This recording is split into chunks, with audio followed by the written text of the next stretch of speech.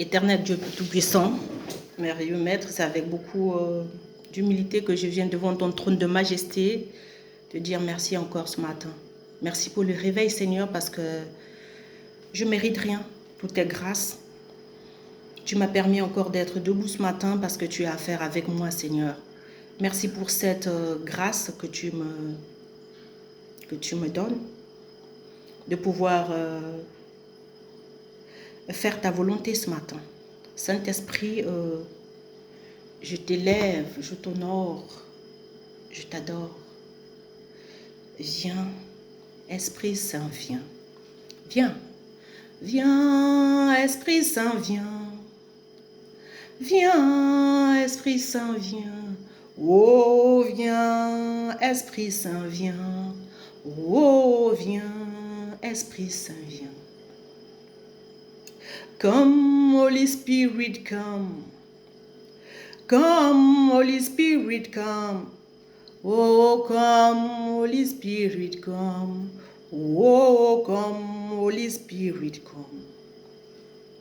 Za, zambaza. Za, zambaza. Oh, za, zambawamo. Oh, za, zambaza. Yue, tata, yue. Yue, tata, yue. Tata, yue, tata, yue. Oh, yue, tata, yue. Yaka, molimo, yaka. Yaka, molimo, yaka. Oh, yaka, molimo, yaka. Oh, yaka, molimo, yaka. Sa le tia yesa, sa le tia yesa, oh sa le tia yesa, oh sa le tia yesa.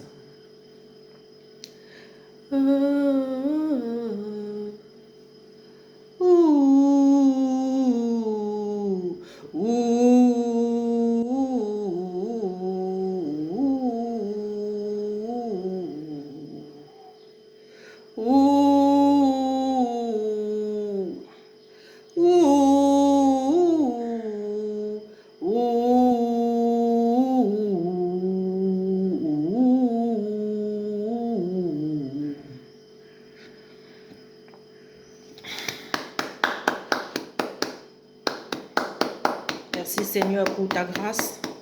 Merci Seigneur pour ta présence. Merci Seigneur, tu es digne d'acclamation.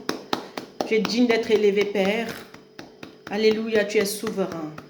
Merci Père de prendre toute la place Seigneur. Je veux m'effacer afin que toi tu puisses venir utiliser ma bouche pour dire ce que tu veux Père.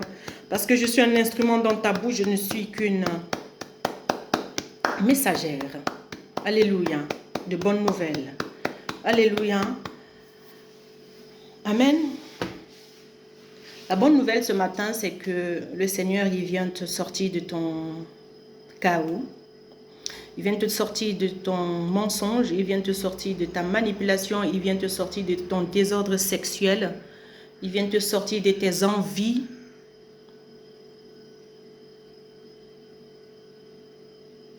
La parole de Dieu nous dit qu'au commencement, la terre n'était que chaos et vide.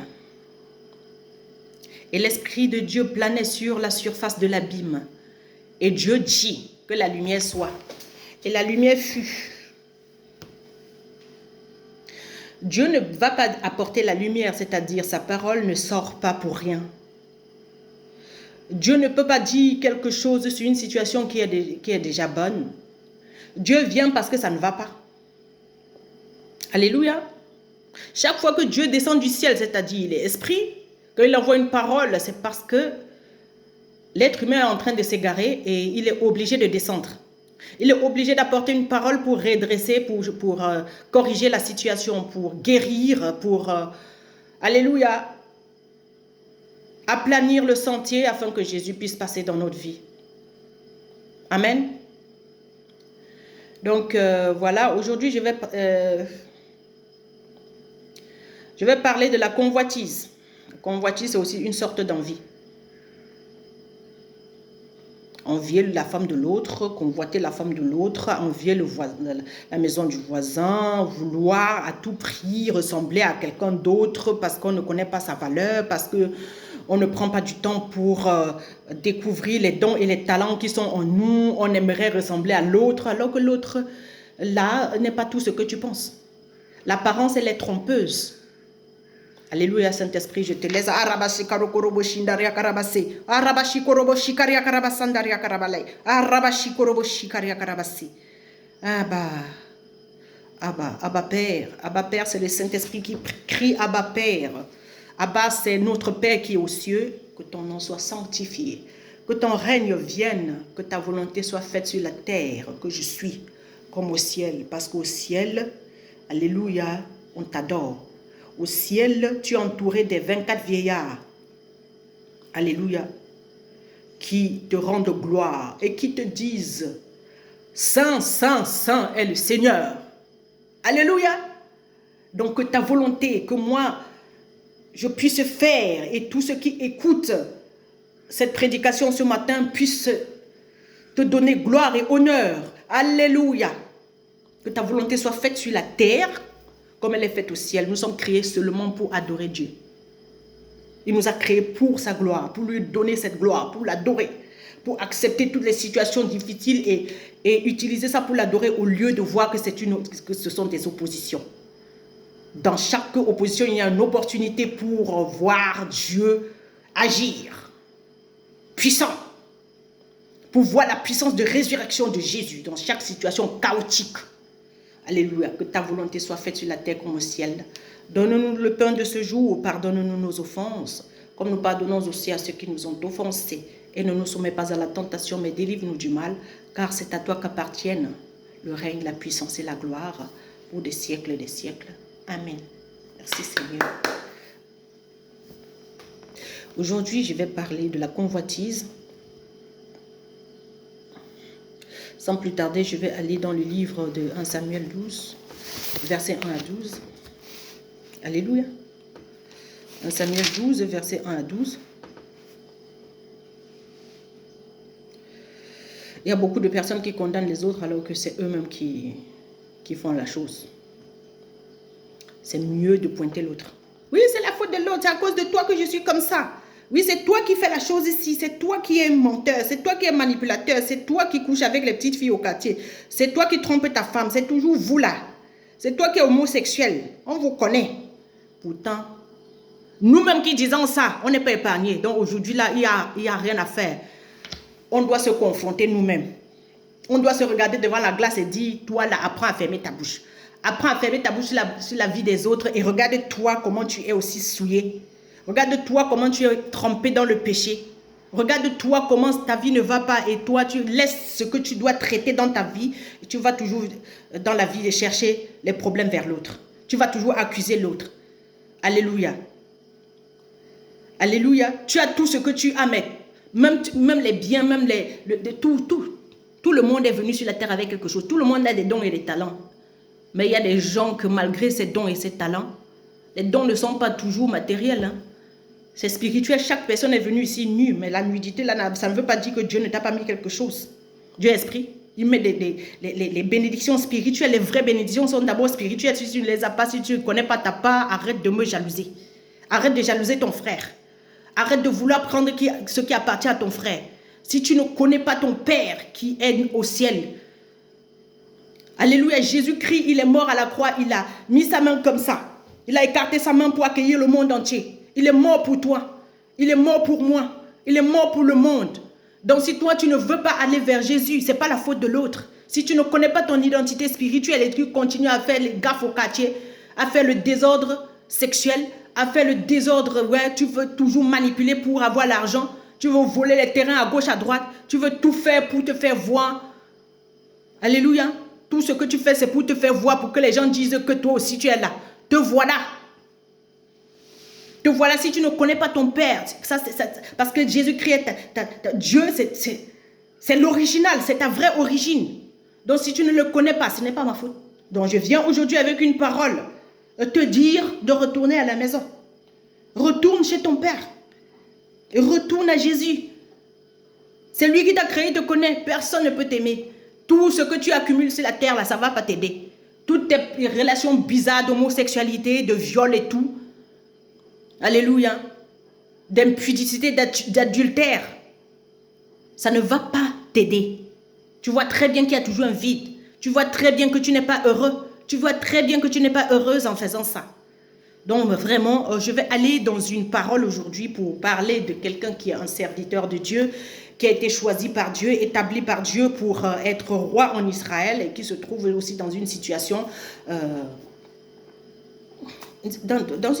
aussi bizarre parce que tout le monde peut tomber dans le même piège parce que c'est là où on comprend qu'il ne faut pas toujours pointer l'autre. Il ne faut pas faire comme si on est épargné et que l'autre, il est pire. Parce que je connais les gens qui disent que les homosexuels, moi, je ne peux pas leur pardonner. Ce que tu fais est pire. Il n'y a aucun péché qui est petit.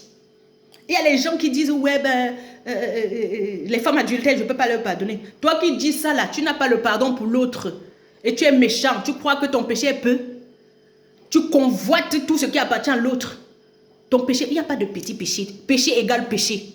Vous comprenez? Donc aujourd'hui, je vais aller dans le livre de 1 Samuel 12 à partir du verset 1 à 12. Ici, c'est un serviteur de Dieu. Ici, c'est quelqu'un qui a été oint par Dieu pour pouvoir être roi à la place du roi Saoul. Dieu a déstabilisé expressément un roi pour mettre David parce qu'il a choisi David. Il a dit, David est l'homme selon son cœur. Donc, être l'homme selon le cœur de Dieu, ça ne veut pas dire que cette personne, elle est parfaite. C'est pour attirer ton attention sur le fait que si quelqu'un prêche l'évangile, ou bien quelqu'un va à l'église, ou bien si quelqu'un est un membre de ta famille, il faut lui donner du crédit aussi. Il faut comprendre aussi que c'est un humain. Il faut comprendre que les gens qui sont autour de toi, qui connaissent Jésus ou pas, ils sont des humains, donc ils peuvent tomber dans les pièges. Si les hommes de Dieu, déjà, tombent dans certains pièges, combien de fois ceux-là qui ne connaissent pas le Seigneur? Donc voilà. Alors, être homme de Dieu ou femme de Dieu, ça ne veut pas dire que tu sais tout. Il y a des choses que tu ignores encore. Et il y a des péchés qui viennent. Il y a les liens ancestraux qui ne sont pas encore coupés. Et Dieu, il nous délivre c'est toute une vie de délivrance. Donc, quand quelqu'un vient à Jésus, ce n'est pas tout de suite là, il est guéri de tout. Ah non, non, non, non, non, c'est tout un cheminement, c'est toute une vie. C'est tous les jours que Dieu apporte une nouvelle délivrance, une nouvelle délivrance. Donc, aujourd'hui, voilà, je ne vais pas parler beaucoup.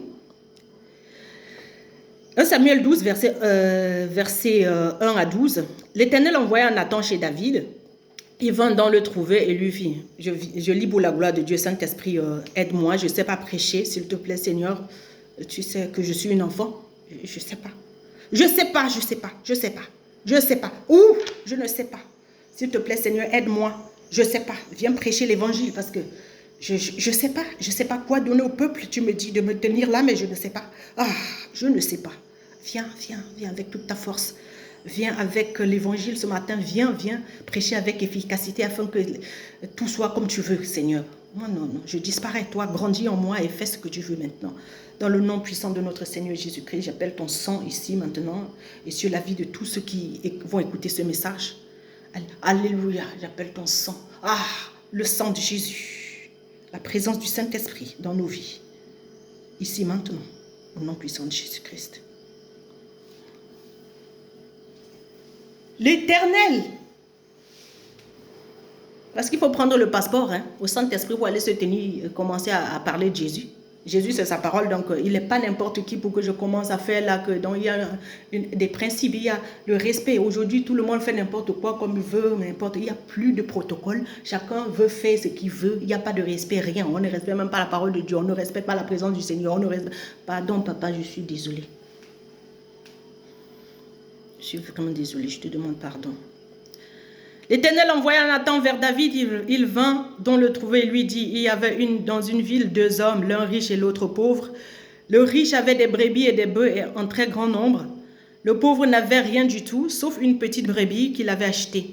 Il la nourrissait et elle grandissait chez lui avec ses enfants. Elle mangeait son pain, buvait sa coupe et dormait contre lui. Il la considérait comme sa fille. Un voyageur est arrivé chez l'homme riche, mais l'homme riche n'a pas voulu toucher à ses brebis ou à ses bœufs pour préparer un repas au voyageur venu chez lui. Il a pris la brebis du pauvre et l'a préparée pour l'homme qui était venu chez lui.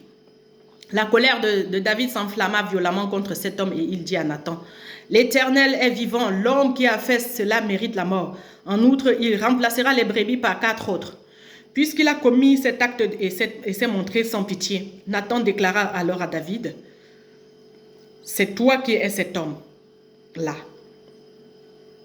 Voici ce que dit l'Éternel, le Dieu d'Israël. J'étais désigné par onction comme roi sur Israël. J'étais délivré de Saoul. J'étais donné la famille de ton maître. J'ai mis ses femmes contre ta poitrine et j'étais donné la communauté d'Israël et de Juda. Si cela avait été trop peu, j'y aurais encore ajouté. Pourquoi donc as-tu méprisé la parole de l'Éternel en faisant ce qui est mal à ses yeux? Tu as tué par l'épée Uri le Hittite et tu as pris sa femme pour faire d'elle ta femme, et lui, tu l'as tué sous les coups de l'épée des Ammonites. Désormais, puisque tu as méprisé tu as méprisé et que tu as pris la femme d'Uri le Hittite pour faire d'elle ta femme, l'épée ne s'éloignera plus de ton foyer. Voici ce que dit l'Éternel, je vais faire sortir de ta propre famille le malheur contre toi et je vais prendre sous tes yeux tes propres femmes pour les donner à un autre qui couchera au grand jour avec elles. En effet, tu as agi en secret, mais moi, c'est en présence de tout Israël et en plein jour que je ferai cela. Il y a beaucoup de gens qui se plaignent. Ouais, on est venu violer ma femme devant moi, on m'a volé l'argent. Il y a les bandits qui sont entrés chez moi, ils sont venus coucher avec mes filles en ma présence. Moi, je connais un homme au Cameroun. Lui, il draguait toutes les filles au quartier. Il draguait toutes les filles au quartier. Et il était marié. Il avait déjà 3 femmes. Mais il draguait toutes les filles, couchait avec toutes les petites filles parce qu'il avait un petit peu de sous. Un jour, il y a un voleur qui est venu dans sa maison. Un groupe de jeunes. Ils ont pris l'argent. Ils ont couché avec ces 2 femmes. En sa présence. Alors, avant de dire que ouais, c'est mauvais, machin truc, on récolte ce qu'on a semé. On récolte ce qu'on a semé. Il y a une parole de Dieu qui dit, les parents ont mangé les raisins verts et les dents des enfants sont agacées. Il y a certaines personnes qui subissent certaines choses alors que ce n'est même pas leur faute. C'est la faute des gens à qui ils sont connectés. C'est la faute des gens avec qui ils vivent à la maison. C'est la faute de leurs parents. C'est la faute d'une connaissance. Donc, il faut savoir maintenant avec qui aller. À qui te connecter. Parce que le péché des autres peut te contaminer. Alléluia. Voici David ici dans cette parole.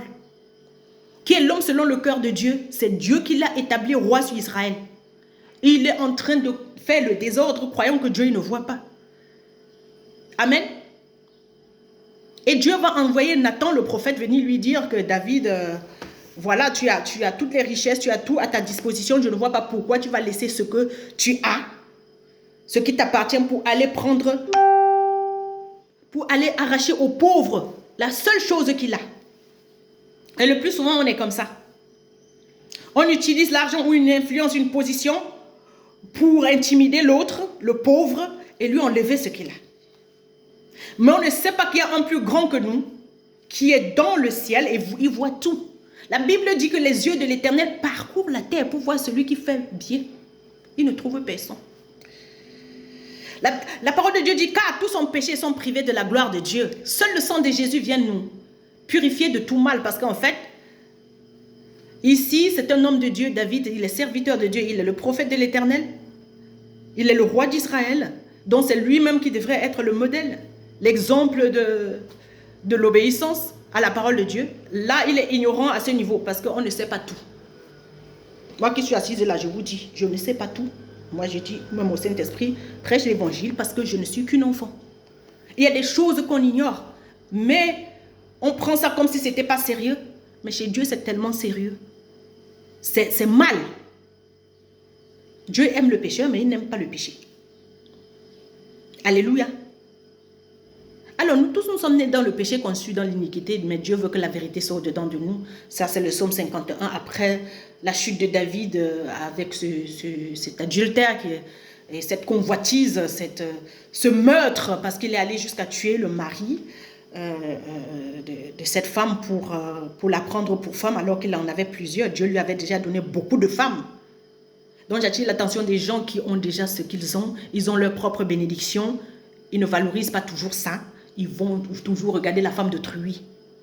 Je disais encore hier, je ne sais pas à qui, quelqu'un qui m'a appelé, j'étais en train de parler avec la personne, je lui ai dit, mais au lieu de regarder ce qui appartient à l'autre, mais prends bien soin de ta femme. Arrête de dire que je suis gentil et tout. Moi, je suis le chef-d'œuvre de mon mari. Il a supporté, il a patienté pendant des années. Il supporte mon sale caractère jusqu'à présent pour que je sois ce que je suis là. Donc, c'est un travail que lui, il a pris à vie, quoi. C'est un contrat qu'il a signé à vie. Donc, tout ce que je suis là, je suis gentil, ouais, j'ai le bon cœur, je fais du bien aux gens. Mais il y a quelqu'un qui supporte ça. Il y a le Christ dans mon mari qui me supporte pour que je sois qui je suis là. Donc, si vous êtes incapable, et je le supporte aussi, si vous êtes incapable de pardonner, de supporter, de pardonner l'impardonnable, de supporter l'insupportable, et vous voyez les gens qui progressent dans leur vie, vous voyez les gens qui ont bon cœur, parce que voilà, ils savent se supporter, se pardonner tout le temps, et vous voulez les envier, vous voulez du coup que votre femme elle soit comme ça, vous voulez du coup que cette femme elle devienne votre copine, ou bien que cet homme, alors que c'est l'autre qui a passé son temps à travailler pour que cette personne soit comme ça. Ça c'est du vol, ça c'est de la convoitise, et ça ne vient pas de Dieu, c'est démoniaque. Je brise cet esprit au nom de Jésus-Christ sur le Cameroun et l'Afrique et le monde entier. Alléluia, on récolte ce qu'on a semé. Il n'y a rien qui se fait par magie. On croit trop à la magie. Non. J'ai épousé la femme ou bien j'ai une entreprise. Je viens quand je veux et les affaires vont marcher. Alors, mais attends, il faut être stupide pour penser comme ça.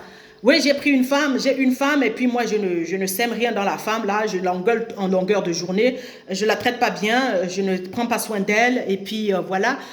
L'autre qui est à côté de moi, qui prend bien soin de sa femme, c'est cette femme que je veux. Ça, c'est de la sorcellerie. Je brise ça au nom puissant de Jésus-Christ de Nazareth. Je n'ai pas eu le temps de faire mes propres enfants quand j'étais jeune. Mais maintenant, quand je vois les enfants de l'autre, j'ai les yeux dessus parce que voilà. J'ai perdu mon temps à vagabonder sur la terre et maintenant quand le temps a déjà passé, il faudrait maintenant que je pointe un enfant quelque part comme ça et je dis que c'est le mien. Mensonge. Le mensonge doit quitter la terre. La manipulation doit quitter la terre. Chacun doit se mettre au travail. Jésus-Christ est un bosseur. Dieu c'est un bosseur. La preuve en est que chaque jour, il nous fait faire des choses. Chaque jour, Dieu, il a quelque chose à donner à ses enfants. Il nous donne le pain tous les jours. Si quelqu'un me suit sur WhatsApp ou bien sur Messenger, tous les jours, j'ai le pain. Tous les jours, Dieu me donne quelque chose. Tous les jours, Dieu me nourrit. Et si tu ne sais pas nourrir ta part de brebis, si tu ne sais pas t'occuper de ce que Dieu t'a donné, et tu veux seulement convoiter les choses des autres, c'est là où ça ne va pas jouer parce que c'est le péché. Je suis là pour dénoncer le mal. C'est le péché. C'est le péché. Nathan va venir dire à David ici que voilà, tu es en train de dire que cet homme-là va payer cette brebis, il va remplacer cette brebis avec 4 autres. Ne sachant pas que c'est même lui. Il s'agit de lui et Nathan va lui dire, il s'agit de toi. Cet homme-là, c'est toi. Donc toi qui accuses ton frère, tu dis toujours que oui, c'est sa faute, lui, il est homosexuel, oui, il sort avec les petites filles au quartier, lui, voilà, il ne s'occupe pas bien de sa femme ou bien de son mari, lui, ceci, cela, c'est toi-même. Oui, la femme là, elle m'a blessée, c'est pour ça que je suis devenue homosexuelle, l'homme là m'a blessée, c'est pour ça que je suis devenue lesbienne, ceci s'est passé, c'est pour ça que je suis devenue ceci, que chacun prenne ses responsabilités maintenant. David, je pense qu'il a eu une excuse avant d'aller prendre la femme d'autrui alors qu'il avait déjà une femme. Des femmes que Dieu lui avait données. Qu'est-ce que Dieu ne t'a pas donné pour que toi, tu restes dans ton péché et que tu te plains et tu fais comme si non, c'est la faute des autres. Comme si tu fais comme si non, comme si tu n'as aucune responsabilité dans tout ce qui se passe. Tu fais comme si tu étais exempt, exonéré de tout. Tu fais comme si tu n'as rien fait et que tout ce qui t'arrive, c'est la faute de l'autre. C'est parce que l'autre ne t'a pas donné ça. C'est parce qu'il ne t'a pas fait ci. Non, maintenant, chacun doit prendre ses responsabilités. Chacun doit reconnaître sa faute. Avant de pointer l'autre, il faut te checker. Il faut voir ce que toi-même tu as. Il faut voir que toi-même tu as participé pour te retrouver dans ce désordre sexuel, dans ce désordre, dans cette convoitise matérielle, dans cette convoitise de la chair, dans cette convoitise. voulant toujours avoir la position de l'autre. Il y a des gens qui jalousent même leurs propres enfants. Il y a des gens qui sont jaloux de leurs propres enfants jusqu'à aller violer leurs enfants dans les maisons. C'est le péché. Il y a des choses qu'on fait, on croit que c'est anodin. On croit là que ça... Non, non, c'est le péché. Il faut corriger ça. La repentance doit venir. Il faut te repentir devant le Seigneur. Ça ne passe pas. Jésus-Christ aime le pécheur, mais il n'aime pas le péché. Avec ça, tes prières ne peuvent même pas traverser la porte ici. Avec ça, tu ne peux pas les répondre. Tu n'as aucune réponse. Te voilà, tu as vagabondé sur toute la terre. Tu as essayé tout, mais ça ne marche pas. Mais ce n'est pas la faute à quelqu'un. Il faut t'asseoir et puis tu dis, Seigneur, je suis désolé. Je vais vous donner un témoignage. J'ai eu une révélation une fois. Le Seigneur, par sa grâce, il est venu. J'ai eu une visitation divine dans cette maison où je prêche l'évangile. Et Jésus m'a dit, viens. Je me suis vue en train de sortir de mon corps pour aller vers le Seigneur. J'ai vu mon esprit a la même taille que mon corps. Comme ma taille normale là. Je me suis vue, en même temps je pouvais parler comme ça. Je me suis vue en train d'aller vers le Seigneur. Et il m'a dit, je me suis vue en train d'aller vers le Seigneur et il m'a dit, je t'aime. Et j'étais en train de pleurer pour mes péchés. Il ne m'a même pas rappelé mes péchés. Il m'a dit tout simplement, je t'aime. Je veux te dire ce matin que malgré tout ce que tu as fait, Jésus t'appelle. Il te dit, viens, je t'aime. Je t'aime. Mon amour va laver tes péchés. Je suis mort par amour pour toi. J'ai appelé ça passion. Je suis mort, je me suis laissé taper, crucifié, tué pour toi. Pour que tu sois libéré de ce péché, de cette chose qui t'enchaîne. Là où l'ennemi t'a enchaîné, il croit que tu ne peux pas t'en sortir. Dans cette homosexualité, dans cet inceste, dans cette convoitise, voulant toujours prendre ce qui appartient à l'autre, voulant toujours avoir gain de cause dans une situation, vouloir toujours profiter des autres pour te faire voir, pour qu'on sache que tu es aussi là. Tu n'as pas besoin de ça pour te faire valoriser. Ta valeur se trouve en moi, dit le Seigneur, parce que je suis ton Père. Je t'aime plus que toutes ces choses après lesquelles tu cours. Je t'aime après toutes ces personnes, devant qui tu veux leur prouver quelque chose pour qu'ils t'acceptent. Tu n'as rien à prouver, tu n'as rien à me prouver. C'est moi qui t'ai créé, dit l'Éternel des armées. Je suis ton créateur, reviens à la maison, je t'aime, viens. Viens mon fils, viens ma fille, avec tout ton fardeau. La parole de Dieu dit, Jésus-Christ dit ce matin, venez à moi, vous qui êtes fatigués et chargés de vos péchés, et je vous donnerai du repos. Personne ne va te décharger. Il n'y a que Jésus. Il n'y a que toi, Seigneur, il n'y a que toi. Il n'y a que toi, Seigneur, il n'y a que toi. Il n'y a que toi pour nous pardonner, il n'y a que toi. Il n'y a que toi pour nous aimer, il n'y a que toi mon Dieu, il n'y a que toi Seigneur. Ouh, il n'y a que toi mon Dieu, il n'y a que toi. Il n'y a que toi pour nous aimer, il n'y a que toi. Il n'y a que toi, Seigneur, il n'y a que toi. Oui, ce n'est que lui qui t'aime parce qu'il t'a créé avec un plan merveilleux. Il a pour toi des plans merveilleux, les plans de bonheur, pas de malheur. C'est lui ton créateur. Il est le créateur de l'homme. C'est lui qui a tout créé. Il te connaît, il a les pièces détachées, originales de ton corps. Si tu te casses un os là, il remplace très vite. Chez Dieu, il n'y a pas de manque. Il sait ce dont tu as besoin. Ce dont tu as besoin, c'est dans aucun magasin. On ne vend pas ça quelque part. La paix ne se vend pas quelque part. La délivrance ne se vend nulle part. Tu peux aller chez tous les médecins. Tu ne peux pas être délivré de ton cœur brisé. Aucun médicament ne va te libérer. Aucune somme d'argent, aucune femme, aucun homosexuel ne va t'aider. Aucun acte d'inceste ne va t'aider. Aucun terrain que tu as acheté ne va te libérer. Tous les biens que tu as accumulés partout rien ne va t'aider. Il n'y a que Jésus-Christ. Il est ma part que j'ai choisie. C'est ma richesse. Il est ma gloire, il est ma grâce. C'est lui que je veux. Tout ce que tu veux là, il dit je suis tout ce que tu veux. Je suis ta paix, ta délivrance. Ça ne s'achète pas au magasin. Donc, tu n'as pas été racheté à un prix d'argent. Tu as été racheté par le sang de Jésus. Le sang de l'agneau. Il a donné sa vie. Ce n'est pas le sang du bouc, mais c'est le sang du Fils de Dieu, sans tache. Le sang divin, sans péché, pur. Il te dit, viens. Viens. Viens, mon cœur t'appelle, oui, viens, que je t'amène dans mon jardin. L'hiver s'en est allé, oui, viens, je t'aimerai. Reçois, reçois. Reçois ce baume sur ton cœur brisé. Reçois ce baume, retourne là, que ton esprit retourne là où tu as. Il y a eu cette déchirure, cette cassure, cette déception. Alléluia. Le Seigneur est en train de ramasser tous les débris qui ont été cassés. Alléluia. Il remet tout à sa place pour que toi tu sois guéri. Guéri de ta solitude, guéri de ce rejet. Guéri de cette colère. Guéri de cette déception. Guéri au nom puissant de Jésus-Christ.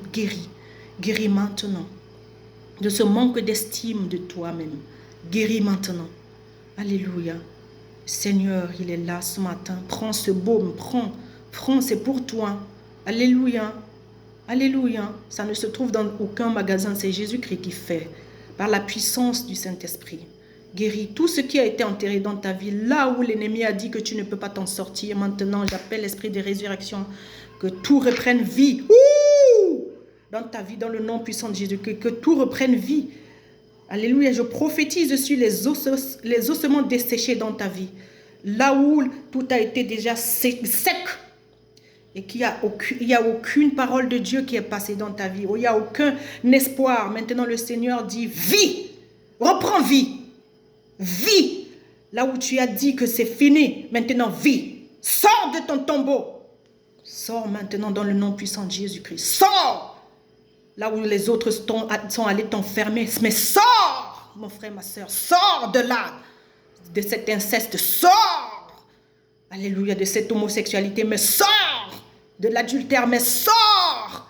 De la convoitise, des choses qui appartiennent aux autres. Mais sors des envies. Mais sors de la colère. Sors de la jalousie. De la méchanceté. De l'esprit de division. Sors des sectes. Sors dans le nom puissant de Jésus-Christ. Sors.